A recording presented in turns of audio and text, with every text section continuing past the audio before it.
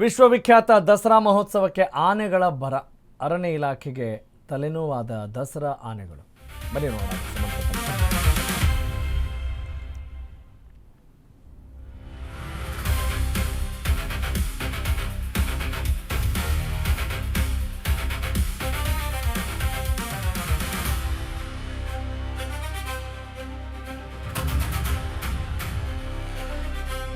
ಮೈಸೂರು ದಸರಾಗೆ ತೆರಳುವ ಗಂಡಾನೆಗಳಿಗೆ ಮದ. ಅರಣ್ಯ ಇಲಾಖೆಗೆ ಪರ್ಯಾಯ ಆಯ್ಕೆಯ ಒಂದು ವಿಚಾರವೇ ಕಗ್ಗಂಟಾಗಿದೆ. ದಸರಾಗೆ ಯಾವ ಆನೆ ಕಳಿಸ್ಬೇಕು, ಯಾವ ಆನೆ ಹೊರಗಿಡಬೇಕು, ಇದು ಬಹಳ ತಲೆನೋವಾಗಿದೆ ಅರಣ್ಯ ಇಲಾಖೆಗೆ. ನಿಜ, ಇದು ಒಂದು ರೀತಿಯಾದಂಥ ಸಂಕಟ. ಯಾಕಂತ ಹೇಳಿದ್ರೆ ದಸರಾ ಮಹೋತ್ಸವ ಮೈಸೂರು ವಿಶ್ವವಿಖ್ಯಾತಿಯನ್ನು ಪಡೆದಿರುವಂಥ ಈ ಒಂದು ಮಹೋತ್ಸವಕ್ಕೆ ಆನೆಗಳನ್ನು ಕಳಿಸೋದೇ ಒಂದು ಕಗ್ಗಂಟಾಗಿದೆ ಅನ್ನೋದು ಬಹಳ ಯೋಚನೆ ಮಾಡಬೇಕಾದಂಥ ವಿಚಾರ. ಎಸ್, ಏನಾಗ್ತಾ ಇದೆ ಹಾಗಾದರೆ? ಭೀಮಾ ಅನ್ನುವ ಆನೆ ದಸರಾಗೆ ಬಾರಿ ಬರುತ್ತಾ ಬರೋಲ್ವಾ? ಬಹಳ ಅನುಮಾನ ಇದ್ದಂಗೆ ಕಾಣ್ತಾ ಇದೆ. ಯಾಕಂತ ಹೇಳಿದ್ರೆ ಪುಟಾಣಿಗಳಿಗಾಗಿರ್ಬೋದು, ಬಹುತೇಕರಿಗೆ ಜನರಿಗೆ ಅಚ್ಚುಮೆಚ್ಚಿನ ಆನೆ ಅಂತ ಹೇಳಿದ್ರೆ ಅದು ಭೀಮ. ಕಳೆದ 2 ತಿಂಗಳಿಂದ ಭೀಮ ಮದದಲ್ಲಿದ್ದಾನಂತೆ. ಮದದ ಕಾರಣಕ್ಕೆ ಭೀಮನ ವರ್ತನೆಯಲ್ಲಿ ಬಹಳಷ್ಟು ಬದಲಾವಣೆ ಕೂಡ ಸಹಜವಾಗಿ ಕಂಡು ಬರುತ್ತೆ. ಮದ ಬರಬಾರ್ದು ಅಂತ ಹೇಳೋದು ಹಿಂಗೆ. ಸದ್ಯ ಮತ್ತಿಗೋಡು ಆನೆ ಶಿಬಿರದಲ್ಲಿ ಭೀಮ ಇದ್ದಾನೆ. ದಸರಾಗೆ ಕಂಜನ್ ಆನೆಯನ್ನು ಕೂಡ ಕರೆತರದಿರಲು ನಿರ್ಧಾರ ಮಾಡಲಾಗಿದೆ. ದುಬಾರಿಯಲ್ಲಿ ದುರಂತಕ್ಕೆ ಕಾರಣವಾಗಿದ್ದಂಥ ಕಂಜನ್ ಆನೆ ನಿಮಗೆ ನೆನಪಿರಬಹುದು. ಆನೆ ಹಾಗೂ ಮಹಿಳೆಯ ಸಾವಿಗೆ ಕಂಜನ್ ಆನೆ ಕಾರಣವಾಗಿತ್ತು. ಹೀಗಾಗಿ ಕಾಂಟ್ ಟೇಕ್ ಎ ಚಾನ್ಸ್. ಕಳೆದ ವರ್ಷದ ಪಟ್ಟದ ಆನೆ ಶ್ರೀಕಂಠ ಆನೆಗೂ ಕೂಡ ಮದ ಬಂದಿರೋ ಕಾರಣ ನಡವಳಿಕೆಯಲ್ಲಿ ಬಹಳಷ್ಟು ಬದಲಾವಣೆಗಳಿರುತ್ತವೆ. ದಶಕದ ನಂತರ ಉನ್ಮಾದದ ಸ್ಥಿತಿಯಲ್ಲಿದ್ದಾವೆ ಆನೆಗಳು. ಶ್ರೀಕಂಠ ಆನೆ ಕೂಡ ಮದದಲ್ಲಿದೆ. ದುಬಾರಿ ಕ್ಯಾಂಪ್ನಲ್ಲಿರುವ ಹರ್ಷ ಆನೆಗೂ ಕೂಡ ಮದ ಈಗ ಎದುರಾಗಿದೆ. ಮದದಲ್ಲಿರುವ ಆನೆಗಳನ್ನು ತಂಪಾಗಿಸೋದೇ ದೊಡ್ಡ ಸರ್ಕಸ್ ಆಗಿದೆ, ದೊಡ್ಡ ಕಸರತ್ತಾಗಿದೆ. ಮದ ಇಳಿದ್ರೆ ಮಾತ್ರನೇ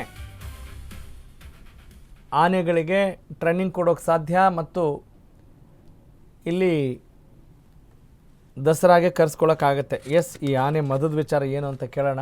ಸಂದೀಪ್ ಈ ಬಗ್ಗೆ ಮತ್ತಷ್ಟು ಮಾಹಿತಿ ನೀಡ್ತಾರೆ, ನನ್ನ ಕಲೀಗ್. ಸಂದೀಪ್, ಆನೆ ಮದ, ಅದಕ್ಕೆ ಮದ್ದೇನು, ಏನು ಕತೆ, ಹೆಂಗಿದಕ್ಕೆ ನೆಕ್ಸ್ಟು ನಮ್ಮ ಈ ಆನೆಗಳನ್ನು ಮದ ಇಳಿಸೋದು ಹೆಂಗೆ ತಂಪಾಗಿಸ್ತಾರೆ? ಯಾಕೆ ಈ ಸಂದರ್ಭದಲ್ಲಿ ಎಲ್ಲ ಆನೆಗಳಿಗೂ ಮದ ಬಂದಿದೆಯಲ್ಲ? ಏನು ವಿಚಾರ ಇದು? Yes, please go head.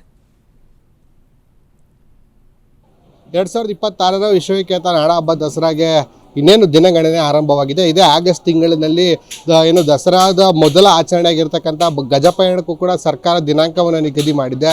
ಈ ಹಿನ್ನೆಲೆಯಲ್ಲಿ ದಸರಾದಲ್ಲಿ ಭಾಗವಹಿಸುವಂತಹ ಗಜಪಡೆಯ ಆಯ್ಕೆ ಪ್ರಕ್ರಿಯೆಗೆ ಅರಣ್ಯ ಇಲಾಖೆ ಮುಂದಾಗಿದೆ. ಸದ್ಯ ಆನೆಗಳ ಆಯ್ಕೆ ಪ್ರಕ್ರಿಯೆ ದೊಡ್ಡ ತಲೆನೋವಾಗಿ ಅರಣ್ಯ ಇಲಾಖೆಗೆ ಪರಿಣಮಿಸಿದೆ ಅಂತ ಹೇಳಿದ್ರೆ ತಪ್ಪಾಗಲಿಕ್ಕಿಲ್ಲ. ಕಾರಣ, ಕಳೆದ ಬಾರಿ ಜಂಬೂ ಸವಾರಿಯಲ್ಲಿ ಪಾಲ್ಗೊಂಡಿದ್ದಂತಹ ಹಲವು ಆನೆಗಳ ಸ್ಥಿತಿ ಮದ ಏರಿದಂಥ ಸ್ಥಿತಿಯಲ್ಲಿರುವಂತಹ ಕಾರಣಕ್ಕಾಗಿ ಹಲವು ಆನೆಗಳಿಗೆ ಈ ಬಾರಿ ಕೋಕನ್ನು ಕೂಡ ಕೊಡಲಾಗುತ್ತೆ ಅನ್ನುವಂಥ ಮಾಹಿತಿಗಳು ಕೂಡ ಸದ್ಯ ಸಿಗ್ತಾ ಇರ್ತಕ್ಕಂತಹದ್ದು. ಕಳೆದ ಕೆಲ ತಿಂಗಳುಗಳ ಹಿಂದೆ ದುಬಾರೆ ಕ್ಯಾಂಪ್ನಲ್ಲಿ ಏನು ಮಕ್ನ ಆನೆ ಮತ್ತು ಮಹಿಳೆಯ ಸಾವಿಗೆ ಕಾರಣ ಆಗಿದ್ದಂತಹ ಕಂಜನ್ ಆನೆ ಏನಿತ್ತು, ಈ ಕಂಜನ್ ಆನೆಯನ್ನು ಈಗಾಗಲೇ ದಸರಾ ಗಜಪಡೆಯ ಪಟ್ಟಿಯಿಂದ ಕೈ ಬಿಡಲಾಗಿದೆ ಅನ್ನುವಂಥ ಮಾಹಿತಿಗಳು ಕೂಡ ಇರ್ತಕ್ಕಂಥದ್ದು. ಕಂಜನ್ ಆನೆಯನ್ನು ಹೊರತುಪಡಿಸಿ ದಸರಾ ಗಜಪಡೆಯ ಹಿರಿಯ ಆನೆ ಎನಿಸ್ಕೊಂಡಿದ್ದಂತಹ ಹರ್ಷ ಆನೆಗೂ ಕೂಡ ಈಗ ಮದ ಏರಿದೆ ಅನ್ನುವಂಥ ವಿಚಾರಗಳು ಕೂಡ ಕೇಳಿ ಬರ್ತಾ ಇರ್ತಕ್ಕಂಥದ್ದು. ಅಲ್ಲದೆ ಏನು ಶ್ರೀಕಂಠ ಆನೆ ಕಳೆದ ಬಾರಿ ಪಟ್ಟದ ಆನೆಯಾಗಿ ದಸರಾ ಗಜಪಡೆಯಲ್ಲಿ ಗುರುತಿಸಿಕೊಂಡಿತ್ತು. ಅಲ್ಲದೆ ಶ್ರೀರಂಗಪಟ್ಟಣದ ದಸರಾದಲ್ಲಿ ಶ್ರೀಕಂಠ ಆನೆ ಅಂಬಾರಿಯನ್ನು ಕೂಡ ಹೊತ್ತಿತ್ತು. ಈ ಬಾರಿ ಶ್ರೀಕಂಠ ಆನೆಗೂ ಕೂಡ ಮದ ಇರುವಂಥ ಕಾರಣಕ್ಕಾಗಿ ಈ ಬಾರಿ ದಸರಾದಲ್ಲಿ ಪಾಲ್ಗೊಳ್ಳುವುದು ಬಹುತೇಕ ಡೌಟ್ ಅನ್ನುವಂಥ ವಿಚಾರಗಳು ಕೂಡ ಸದ್ಯ ಅರಣ್ಯ ಇಲಾಖೆ ಮೂಲಗಳಿಂದ ತಿಳಿದು ಬರ್ತಾ ಇರ್ತಕ್ಕಂಥದ್ದು.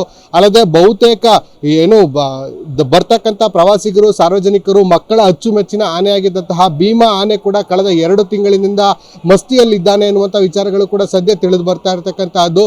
ಇನ್ನೇನು ಈ ಕಾರಣಕ್ಕಾಗಿ ಈ ಭೀಮಾ ಆನೆ ಅಂದರೆ ಜನರ ಅಚ್ಚುಮೆಚ್ಚಿನ ಆನೆ ಆಗಿರ್ತಕ್ಕಂಥ ಭೀಮಾ ಆನೆ ಕೂಡ ಈ ಬಾರಿ ದಸರಾದಲ್ಲಿ ಬಹುತೇಕ ಡೌಟ್ ಅನ್ನುವಂಥ ವಿಚಾರಗಳು ಕೂಡ ಕೇಳಿ ಬರ್ತಾ ಇರ್ತಕ್ಕಂಥದ್ದು. ಅರಣ್ಯ ಇಲಾಖೆ ಸಿಬ್ಬಂದಿಗಳು ಎಲ್ಲ ಆನೆಗಳ ಮೇಲೆ ಏನು ನಿರಂತರವಾಗಿ ನಿಗಾವನ್ನು ವಹಿಸಿರ್ತಕ್ಕಂಥದ್ದು.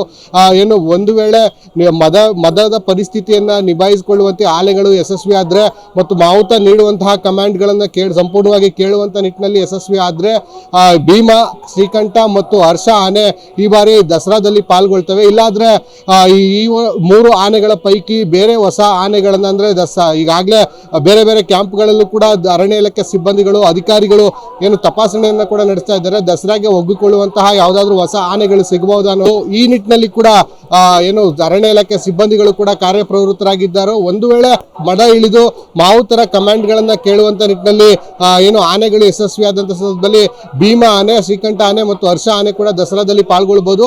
ಇಲ್ಲವಾದಲ್ಲಿ ಈ ಆನೆಗಳ ಪೈಕಿ ಹೊಸ ಆನೆಗಳು ಈ ಬಾರಿ ದಸರಾಗೆ ಬರುವಂತಹದ್ದು ಬಹುತೇಕ ಖಚಿತ ಆಗಿರ್ತಕ್ಕಂಥದ್ದು.